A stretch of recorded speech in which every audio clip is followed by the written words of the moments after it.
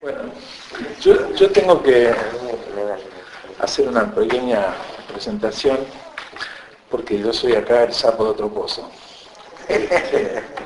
Una vez una colega de usted me dijo en un evento parecido, me dijo cuando todos están, cuando estamos escuchando a uno que está disertando sobre algo que no sabemos, todos somos sapos de otro pozo. Yo creo que hay algo de razón en eso. Yo voy a hablar un poco de lo que vengo haciendo y contarles qué voy a decir. Yo sé en realidad muchos años que me pregunto por este tema, en absoluta soledad, cómo es ser sujeto en una sociedad atravesada ferozmente por las tecnologías de información y comunicación. Durante muchos años trabajé en el ámbito de la educación solamente, y en soledad digo porque me han echado de todos lados, porque es un tema absolutamente subversivo. Tengo en mi haber que una vez el gerente de Educar me amenazó porque yo me oponía, osaba imponerme el proyecto OLPC cuando empezó. Y después me fui volcando un poco más al tema de las organizaciones, a pensar qué pasa dentro de las organizaciones con todo este tema, a medida que iba evolucionando, y tuve la fortuna, porque yo creo que es una fortuna, porque yo me cansé de golpear puertas, de encontrar a estas personas un día, no sé si yo las encontré, ellas me encontraron a mí, no importa, que estaban, digamos, dispuestas a pensar desde ese lado, ¿no? En el medio yo tuve que ponerme a leer cosas, porque había cosas que era imposible explicar desde lo que yo hago. Si yo les digo que yo soy mecánico, ustedes no me van a creer, pero es así. De formación, después me especialicé, hice curso, hice qué sé yo, pero básicamente soy autodidacta con este tema.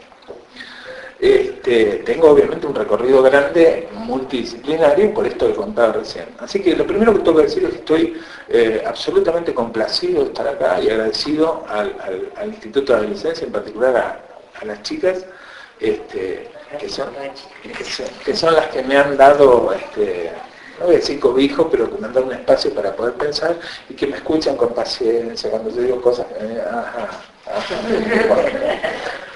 que entonces, yo voy a hablar voy a tomar tres aspectos que yo digo son tres puntos de apoyo, de los cuales voy a hablar de dos y el último lo voy a dejar planteado como una pregunta. Que son nuevos modos de relacionarse, ese sería el primero, la posición del sujeto frente a lo que podría llamarse como el cosmos digital, y la última, que es la más difícil de todas, es la posibilidad de algo así como una biopolítica inversa, ¿no? La posibilidad de biopolítica inversa, ¿no? Al verde, digamos, de control de abajo hacia arriba. Entonces, hay un montón de maneras de entrarle a este tema que es absolutamente extenso. A mí me parecía que una manera interesante de entrar en este contexto, en este marco, en esta cosa, era pensar los nuevos modos de relacionarse a partir del paradigma de la red. Me imagino que todos tienen claro, no claro, sí, claro seguro que tienen, pero digo, a mano una definición de paradigma, ¿no? ¿Qué es un paradigma? Entonces, desde esa perspectiva, la tensión que hay entre lo horizontal y lo vertical, ¿no? Es decir, nosotros venimos en la historia del hombre, el hombre siempre ha tenido algo arriba, o el patrón, o Dios, o lo desconocido, o el otro, con mayúsculas, o siempre otro arriba, o el imperio, o el rey, o alguna cosa. El paradigma de la red lo que plantea es la horizontalidad, el primer conflicto serio. La horizontalidad, que si uno la mira desarrollada a fondo, en realidad vamos hacia la esfericidad, que sería la horizontalidad absoluta, ¿no? Donde no haya ningún tipo de vértice.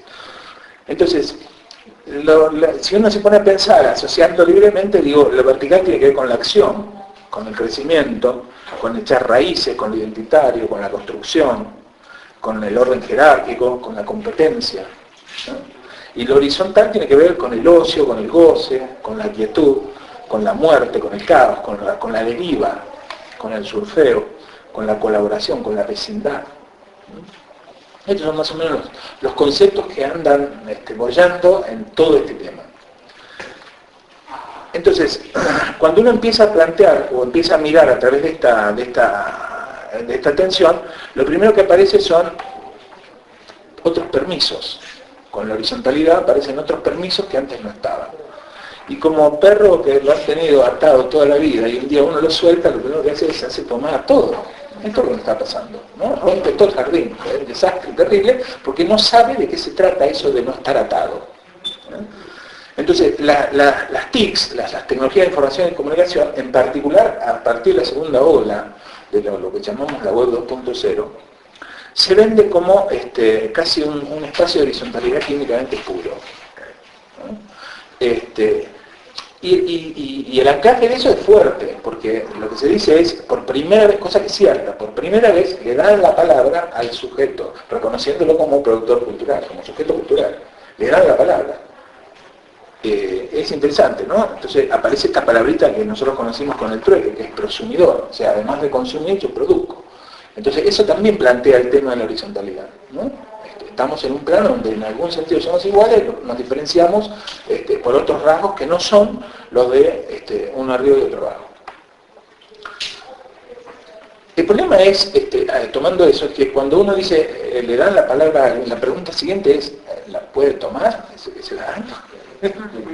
¿No? Porque yo te la doy, pero, ¿no? Digamos, si uno lo analiza, digamos, despojado de otros contextos, y uno dice, es verdad que por primera vez en la historia de la humanidad, por el valor de un desayuno por mes, uno puede pararse en el escenario del mundo y hablar. Sí, es cierto, en la teoría es cierto eso. Pero cuando uno se pone a hurgar eso, lo primero que estalla es la educación que tenemos. Es la primera cosa que estalla, ¿no? Yo traje una plaquita. No tenemos el cañón, que es lo que queríamos. No tenemos una plaquita.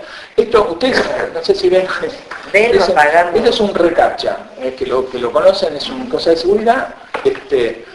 Eso es un invento, una de las cosas que son difíciles de entender conceptualmente. Esto que ustedes escriben a mano, ahí, en realidad son micro tareas que van haciendo y van a parar a una base de datos de cosas escaneadas que sirven para los traductores automáticos o la digitalización de libros. Entonces, esto digamos que uno hace millones de veces por día, mucha gente hace, que significa la producción de un volumen constante de esas cosas, ¿sí? Entonces, en lugar de que vaya a parar a ningún lado, a un tipo se le ocurrió que eso puede ir a parar a una base de datos en donde lo que pongo es la foto. La protección, ¿qué es? Para que esto no lo haga un robot, porque esto no puede leer un reconocedor óptico de caracteres.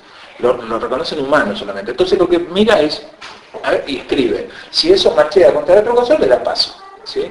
Ahora, es un sistema de seguridad. Yo lo traigo en el sentido de que esto ha pasado a veces, que lo que dice es don't type, no tipee, y el tipo se queda, dice, entonces, en un cartelito me dice que tipee acá lo que dice ahí, y el otro me dice no tipee, y el tipo se queda así. Eso que parece un chiste, en realidad es el producto de la educación que estamos haciendo. Estamos educando pibes que son la concretud perpetua, no tienen capacidad de proyectarse, les cuesta mucho trabajo imaginar salir a otro plano, trabajar en otro sentido. Bueno, y eso tiene que ver básicamente con el desfondamiento del Estado. Digamos, el Estado es el gran productor de anclajes de soberanía. Al desaparecer esa cosa, yo digo, el sujeto queda, el sujeto sujetado queda además a la deriva, ¿no? Frente a toda esa cosa en donde lo que ve es lo que pasa y no hay otra cosa, ¿no? Yo he trabajado muchos años en escuelas en el interior, en la Argentina profunda, en escuelas rurales, y con pibes que a lo mejor eran tercera generación de familias desocupados. Entonces el pibe imposible, vos decías, vamos a hacer, dentro de una semana, prepárense porque dentro de una semana hay prueba. Y un día se me ocurrió preguntarme, ¿ustedes qué hacen cuando yo les digo eso? Nada, escuchamos. Digo, pero no toman para... No, cosa inconcebible para uno que viene otra formación. Bueno. Entonces, ese agujero que hay, esto hablaba recién Adriana, este agujero, sin embargo, la tecnología se vende como capaz de obturar eso, ¿no? Como el paradigma de la completud. Usted compre esto y se le van a terminar el problema. haga esto, use esto y se terminó haga esto. Y la realidad después es bastante distinta lo que pasa. Es más, hay otro conflicto ahora que es en el ámbito de, o en la dirección de tratar de ayudar a que la gente sienta que las cosas son amistosas, y que yo les digo, cualquiera lo puede aprender, apréndalo usted mismo, no le pague a un especialista. Entonces yo me encuentro porque tengo montones de cosas para aprender, ¿cuándo trabajo? ¿Cuándo hago lo mío? ¿No? Hay un conflicto bastante serio. Entonces, el otro tema es este. La otra cosa que tiene que ver con el permiso. En 1999 apareció un librito de una consultora americana que le dio carnadura a todo lo que está pasando hoy, que se llama El tren de las claves, incluso trae 95 tesis, donde empezaba a plantear de otra manera cómo iba a ser la relación a partir de la red. Estamos hablando de 1999. Para que ustedes tengan una idea, Facebook se fundó en el 2005 y explotó a partir del 2008. 2009. La primera tesis de este librito decía, los mercados son conversaciones. Interesante. Los mercados son conversaciones. Y después decía, estamos hartos de que nos trates de vender y de que no hagas lo que decís. Digamos, toda una queja a la sociedad, digamos, que te hace el verso, ¿no? Al empresario que vende diciendo que esto es lo que te va a solucionar la vida. Bueno, aparece todo este tema. Entonces, después de ahí sacamos que rápidamente que la educación es una conversación, no solamente los mercados, ¿no? Entonces el paradigma de la conversación empieza a ponerse de manifiesto en el año 2006. La revista Times, que no es digamos, El Ciudadano, la revista, con el respeto que merece Ciudadano, digo, ¿no? Una revista que tradicionalmente ha representado un sector económico, un sector de poder, y que ha publicado durante su centenaria historia conflictos, guerras, personajes políticos y qué sé yo. En el 2006 pone por primera vez esta tapa, donde hay una computadora y dice usted. Y adentro, en la editorial, dice, porque estamos maravillados de la comunidad que se ha generado, sobre todo en Wikipedia y el 1.000.000 de usuarios que tiene YouTube. Año 2006. No hace tanto. Hace unos meses Intel hizo, no se ve mucho de plata, Intel hizo una investigación para saber qué pasaba en un minuto en Internet. Uno de los datos, que está acá, uno de los datos que dice es que en un minuto se suben 30 horas de video a YouTube y se ven 1.3 millones de películas en un minuto. Pasaron 7 años. Entonces uno dice, algo está pasando, no es mi idea nada más, ¿no? Y después los datos son escandalosos porque, digamos, uno no puede dar, no tiene escala humana. Ya hace unos cuantos años que toda esta data no tiene escala humana, entonces uno son números, como cuando decís, ¿cuántos glóbulos rojos tenés? Vos decís, un montón. Decís, ¿cuánta es la distancia de acá a Venus? ¿Qué sé yo? Un montón de luz también. Pero ya no te alcanza con una comparativa porque se sale de los parámetros humanos. Pero algunos de los datos son 2 millones de visitas de búsquedas por minuto en Google, por ejemplo. ¿No? Piensen que estamos hablando de ese tipo de cosas. Entonces uno dice, bueno, ¿qué es Internet? Internet es mucho más grande de lo que ustedes creen, ¿no? Esta es una gráfica donde se muestra como un océano. Digamos, lo que nosotros vemos de Internet y lo que toma Google es la parte superficial, nada más. En la Internet profunda, que es donde está el Estado, o los estados, donde se venden órganos, chicos, prostitutas, cuerpos, drogas, armas, todo eso es insondable, más o menos. Y acá en el gráfico pone más o menos lo que son los hackers. Digamos, estos que están acá son los Wikileaks. Imagínense lo que hacen los Wikileaks, es como un tincazo así de un mosquito en el medio de todo este aparato. Bueno, y toda la navegación, la vida que nosotros hacemos en la superficie, lo que busca Google, lo que uno ve y todo, ¿no? Digo, para que tengamos una idea de dónde estamos metidos. Entonces, la pregunta es, ¿habrá algo para pensar ahí adentro? ¿No? Hay un cuento de 1930 de un escritor húngaro que se llama Frigyes Karinthy, que se llama Cadenas, que después fue retomado por un cientista inglés que se llama Duncan Watts y que construyó una teoría que se llama, un libro que se llama la teoría de los 6 grados de separación o la conexión en la era de las redes. Y lo que dice, para ponerle en marco científico todo esto, es que entre vos y cualquier persona del mundo hay 5 escalones. Ese es el otro, digamos, el otro contexto de, que es escalofriante. ¿Por qué 5 escalones? Porque es una progresión matemática, simplemente. Entonces, si vos tenés 100 amigos en una red social, que tienen 100 amigos, que tienen 100 amigos, entonces cuando hiciste 5 pasos, tenés 1 billón de personas. En el mundo hay 7.000 millones, mirá si llegás. Entonces, el problema que aparece es, en realidad, yo puedo estar conectado con cualquier persona. Hay permiso por la horizontalidad y me puedo conectar con cualquiera. Entonces yo traje una de las que me acuerdo que habíamos hecho en una época, que es, ¿cuál es la relación, o cuál sería ese caminito para conectar a Soros, al multimillonario, con Maradona? ¿Cuál es? Soros, Julio De Vido, Cristina Fernández, Scioli, Menem, Maradona. Busquen, en donde busquen 5 pasos. O sea, hay 5 enlaces entre vos y cualquier persona del mundo. Esto es inmanejable para la cultura que nosotros tenemos. Porque es inmanejable para el saber, para si yo quiero aprender algo, si yo quiero ir a determinado lugar, si yo quiero ir conseguir determinado trabajo, si yo quiero lo que sea. Es inmanejable. Porque nosotros estamos acostumbrados a la privación, digamos, a la dificultad, a tener que ir contra, ¿no? Esto que decía Adriana, de alguna manera. Uno de golpe se encuentra con demasiadas posibilidades. La pregunta es, ¿el sujeto está preparado para eso? Como sujeto, ¿estamos preparados? Bueno, estamos discutiendo, estamos pensando. Entonces, repasemos. Para entrar en otro concepto que en la jerga se llama reputación online. Se ríe. Digamos, nosotros vimos hasta ahora...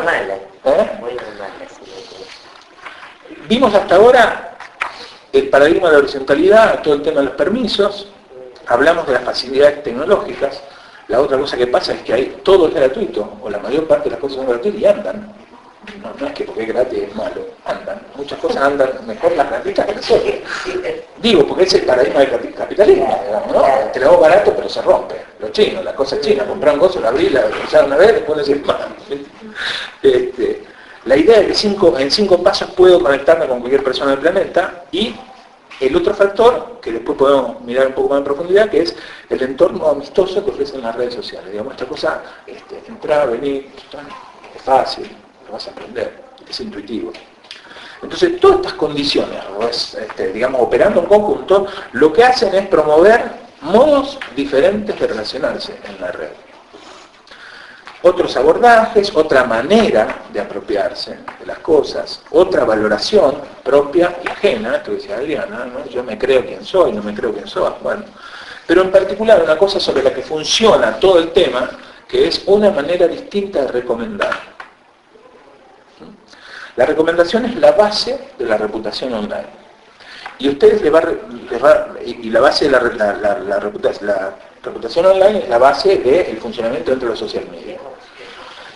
A usted le va a resultar conocido este tema porque tiene mucho que ver con lo que ustedes trabajan. El social media, nosotros entendemos por el social media todos aquellos espacios en donde se arman intercambios digitales, que puede ser el chat, el WhatsApp, una lista de correo, las redes sociales, digamos, todo ese tipo de cosas. Entonces, ¿qué es esto de la reputación? Es lo que los otros dicen de uno.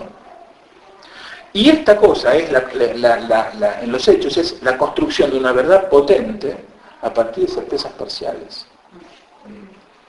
En donde el que recomienda, en realidad, está, o nosotros le suponemos, investido para decir de mí tal cosa.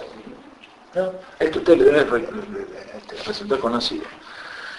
Cuando decimos potente, decimos en el sentido de capaz de movilizar cosas, ¿no? Potente en ese sentido, ¿no? Si yo hoy tengo que contratar a alguna persona, busco en LinkedIn y miro la estructura que hay y dice, hay toda esta gente que dice que es un buen tipo, este lo recomiendan, tiene toda esta cosa, la cosa que le da LinkedIn en la calificación que le da LinkedIn, ¿por qué no lo voy a llamar? Sí, ¿no? Mueve a la acción.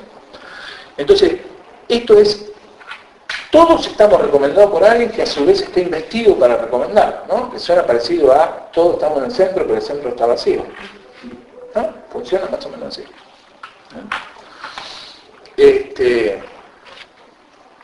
Con este concepto me quiero meter un poco en el segundo punto, que es la posición del sujeto frente a esto que sería el cosmos digital, que no es solamente,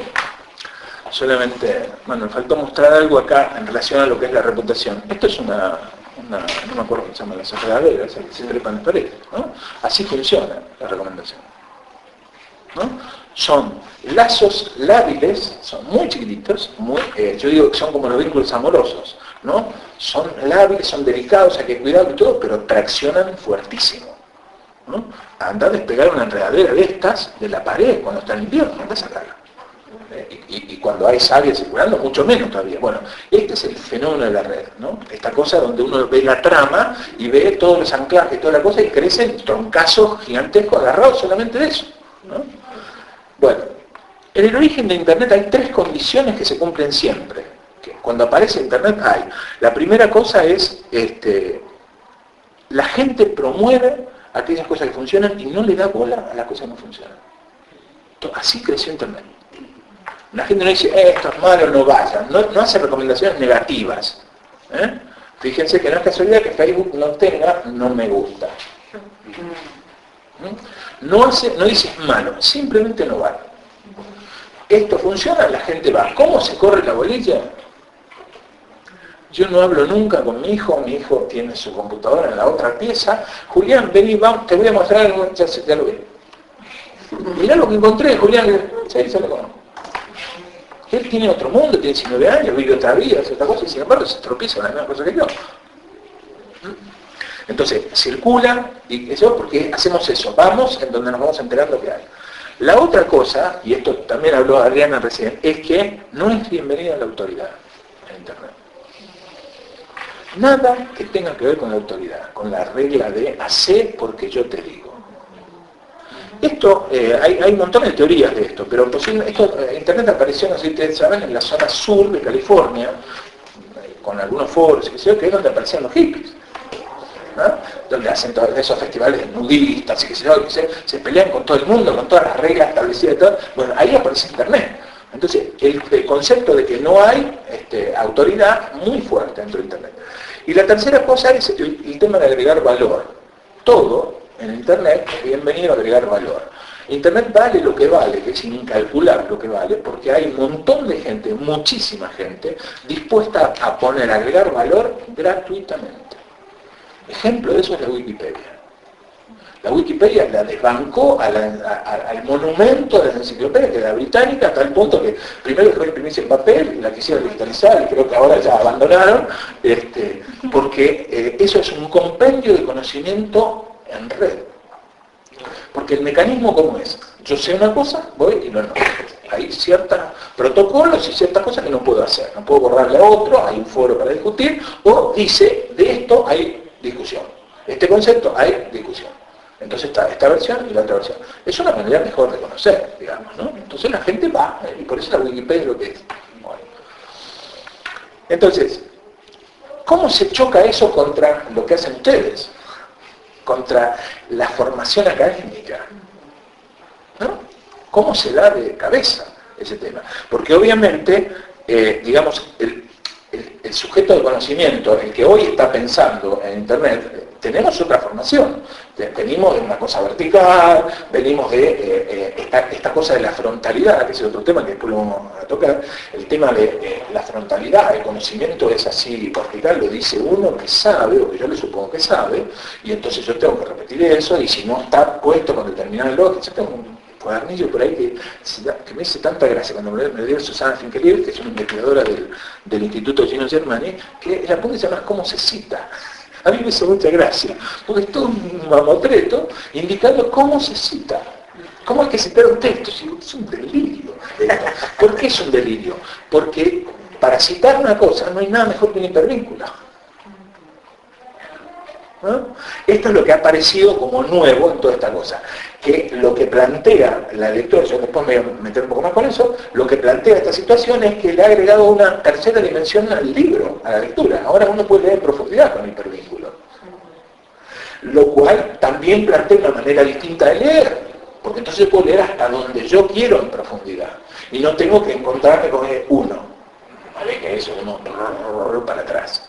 A ver qué, porque dice el libro, una cita larga así, que en realidad, después que la leí digo,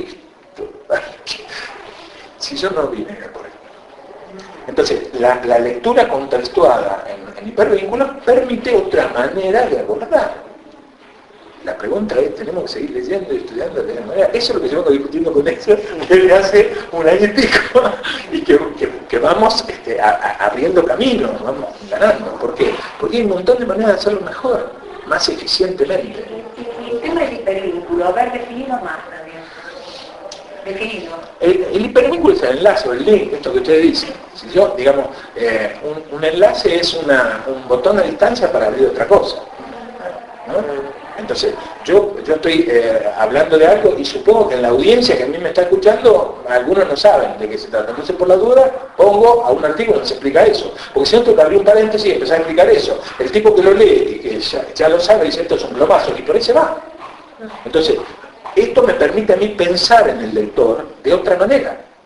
Porque yo digo, le dejo a él la posibilidad de que vaya hasta donde quiera. Si lee un experto que ya estos temas lo conoce, salta de largo. Si es un nabo como yo, dice, a ver qué es esto, de qué se trata, y aprieta y mira. Y se entera de cosas que a lo mejor nunca, y se va tropezando en un fenómeno maravilloso que hay que, en la jerga se llama serendipia, que me han escuchado alguna vez, ¿no? Que esto es serendipia, que es tropezar. Yo no encuentro las cosas me encuentran a mí. ¿No? Digamos, cuando uno está enfocado en una cosa, uno se tropieza con lo que está buscando. En realidad dice, no, esto no lo voy a encontrar nunca, me pongo a hacer otra cosa y cuando hago, arranco y ahí lo encontré. ¿No? Ustedes podrán explicarlo a lo mejor con más herramientas que yo, pero así funciona, ¿no? Bueno, entonces, cuando uno empieza, o cuando venimos de toda esta formación, venimos y esto tira hasta la primera etapa de Internet, donde es el modelo Gutenberg. El modelo de dispersión del conocimiento, de expansión del conocimiento, de distribución del conocimiento es Gutenberg. Es decir, esto es maravilloso, pero si yo no te digo dónde está, vos no te enterás. Vos vivís en otra punta y esto se editó acá, no te enterás. ¿Sí? Esto es lo que cambia a partir del 2005, cuando aparece la segunda ola. Y curiosamente la segunda ola cambia porque cambia la escritura de los códigos. Eso es lo que es maravilloso de todo esto. Lo que cambia es cómo se escriben los códigos para ser tratados como base de datos y se pueden exportar y mover a cualquier lado. Y entonces eso le da participación a la gente. Claro, a mí por lo que vos traes esto de la horizontalidad y lo que ya venimos pensando es como que no es de uno, es de todo, ¿vale? Esto de como dice, la cuestión comunitaria, ¿no? Sí. Entonces, hasta la época de Gutenberg, o hasta la época donde venimos con el paradigma vertical, con la cosa, el conocimiento de lo que está adentro del libro, ¿no? Claro. En tal texto, en tal cosa, venimos ahí, Internet empieza a crecer como una red de máquinas. Falta todavía la cargadura, le falta todavía la red de personas, ¿no? Cuando aparece el librito este que yo decía, el tren de las claves, lo que le da es cargadura a eso y prepara el terreno para que sobre todo ese contexto tecnológico se monten las redes sociales y se monte esto que llamamos en general el social media, donde el esfuerzo de las compañías que desarrollan esto es cada vez más la integración, digamos, ¿no? Estas cosas que pasan y que nos llevan a cometer un montón de errores. Yo siempre cuento una anécdota de algo que es vergonzoso en algún sentido, pero es cómico, porque es divertido, porque es lo que pasa cuando uno no sabe de algo y se mete a opinar con los valores y los parámetros que tiene otra formación. Yo tengo un amigo que quiero mucho, que es un docente universitario, que digamos en lo suyo es brillante, y un día en una reunión dijo, Daniel es uno de los blogueros más importantes de Rosario. Y yo me quedé duro. Digo, ¿por qué dices eso? Dice, porque te vi en La Capital, en la tapa de La Capital. Claro, lo que él vio en la tapa de La Capital es un gadget de Facebook donde dice que él es amigo de Facebook de La Capital, que yo soy amigo de Facebook de La Capital. Cuando él entra, el sistema detecta el usuario, el número del navegador, toda cosa, y le muestra los amigos que él tiene. Entonces el paradigma es que todo lo importante va a la tapa de La Capital, veo esto en La Capital, Daniel, ¿qué hace? Escribe blogs. Así que Daniel está en la tapa. Tiene una lógica de hierro, pero trash. Entonces ese tipo de cosas hace uno muchas veces por no entender cómo funcionan estas cosas. Y estos son los peligros más grandes. El mundo está lleno de decisores que van y espían la Wikipedia a la noche para ir a discutirle a los pibes cuestiones que tocan de hilo. Estamos en un momento difícil. Los funcionarios toman decisiones así. Ustedes fíjense los usos que hacen de las herramientas sociales los funcionarios, ¿no? Vino tuiteando porque se le olvidó prendido el Twitter con el celular y lo apretó. No sabía.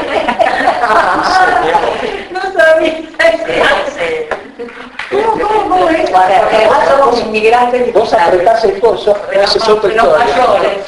Apretás esto, apretás, y si el teclado no tiene protección, tipea cualquier cosa. Viene, se olvidó el coso una vez y disparó un Twitter que era eso, lo gastaron hasta el juicio. Bueno, el otro día poco, un tipo le estaba hablando transmitiendo un programa en Chile pasó eso, transmitiendo un programa de fútbol, no sé qué era, qué cosa, y simultáneamente estaba chateando con otro y le decía, le voy a decir que me sople la vela. Y empezó a publicar eso en la página de decía, flaco, está haciendo, no, dice, si está todo controlado, no, sacalo. Y se le mezcló, digamos, de esas hay montones.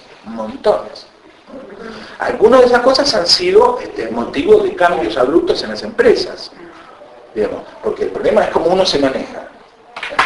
Hay un caso famoso de Nestlé, ¿no? Publicaba, hacía pelota los bosques para sacar aceite, qué sé yo, y Greenpeace empezó a pegar por los orangutanos, por los monos, no sé qué, que dejaban afuera, y los tipos dijeron, tómatela, y lo borraron. ¿Y para qué? Cuando lo borraron, se le vino la comunidad de Internet encima. Entonces tuvieron que pedir disculpas y cambiarlo. O sea, este tema de la horizontalidad en la práctica es empezar a meterse en serio con lo diverso, con la diferencia de opinión, con el tipo que no opina lo mismo que vos, pero es tanto derecho como vos, ahí adentro a estar. Entonces hay como regla de convivencia que uno tiene que manejar y qué sé yo, pero tiene que tener cuidado. Pero plantea otras maneras de relacionarse. Entonces, incluso hay una amiga, Claudia Perlo, que es investigadora del IDICE, dice una teoría que es muy interesante para mirarla, dice que toda la teoría del darwinismo es una teoría construida a favor, digamos, para explicar el capitalismo, para explicar el saqueo, que en realidad la teoría de la supervivencia del más apto no existe, digamos. Uno puede pensar mejor bajo el concepto de lo que es el ecosistema de Morín, lo que son los ecosistemas, puede pensar mejor la red y todo ese tipo de cosas que la cosa darwiniana, ¿no? ¿Por qué? Porque una de las cosas que dice Morín es que el ecosistema está armado adentro por cosas distintas y vive y está desgarrado por los componentes también. Pero adentro de ese sistema se crean las propias reglas de pervivencia, de perpetuidad, de cambio, de interacción. Bueno, uno de los problemas que está pasando ahora es eso para los adolescentes. Digamos, si uno piensa que los chicos están ahora trabajando o estudiando para ocupar posiciones que no existen todavía, o que van a vivir en un mundo que todavía no sabemos cómo va a ser, y ellos están a mitad de camino, y el paradigma con el que nosotros crecimos, ¿cuál fue?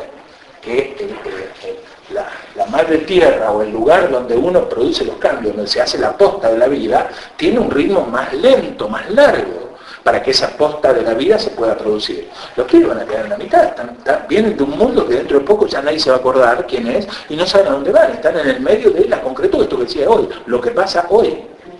Entonces, digamos, tengamos por lo menos una mirada un poco más piadosa respecto a las maneras de hacer juicios, a todo ese tipo de cosas, ¿no?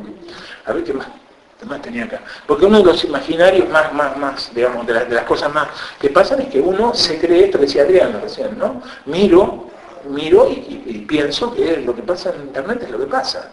Ahora, es verdad que lo que pasa en Internet es lo que pasa. ¿Por qué? Porque tenemos un mundo de 7.000 millones de personas con 6.300 millones de líneas celulares. Entonces uno dice, ¿la gente se ha volcado al tema o no?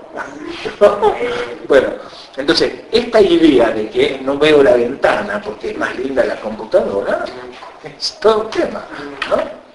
Y también con todos estos chistes. Este chiste dice, el tipo se está escapando del perro y dice, tuitea y dice, el perro se me está escapando, ¿no?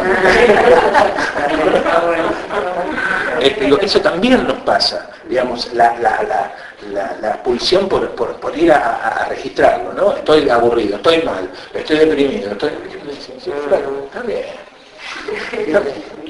Pero digo, eso se da de cabeza con el tema de agregar valor, esto que yo decía hoy, ¿no? Los mejores lugares en todos lados son donde la gente recorta y agrega valor, digamos. Aun cuando yo repostee otra cosa o retuiteé, si yo le pongo, lo que decía recién Adriana, ¿no? Un recorte, esto que ya hace, agarra una cosa y dice, de esto, tomo este pedazo con este, esto es lo que pasa en Internet. Y esta es la manera que tiene que ver nueva con el aprendizaje, ¿no? Nosotros usamos un concepto que es desagregar. Digamos, toda la innovación lo que hace es descomponer cosas que se usaban de determinada manera, cambiarles el orden. El mejor ejemplo para eso, que yo siempre uso, es el de la máquina de escribir. La máquina de escribir le pusieron motor a las teclas, después motor al carro, después motor al cargador de papel, después le pusieron papel. Todo eso tenía una vía muerta. Hasta que a alguien se le ocurrió desagregar los componentes y pensarlo de otra manera y decir, la CPU, el procesador por un lado, el procesador de texto por otro, la memoria por otro, el teclado por otro, una cosa, y eso hizo la PC. Y de ahí, de la PC permitió avanzar, digamos, todo lo que se avanzó después a partir de eso. Piensen ustedes que un teléfono celular hoy tiene más tecnología que la tecnología que hizo falta para poner el hombre en la luna. Y uno tiene bolsillo, y cuesta 3 lucas. O 5, o 6, pero no importa, ¿no? Y esto no pasó hace mucho tiempo. Entonces, ¿para dónde va a seguir esto? No sabemos. Lo que es seguro es que van a pasar algunas cosas. Bueno, esto es otra, ¿no? Nuevas maneras, ¿no? El amor en la época de Internet. Entonces uno dice, pero uno se equivoca haciendo estas cosas, ¿no? Están los dos abrazados y cada uno está tuiteando haciendo algo, ¿no?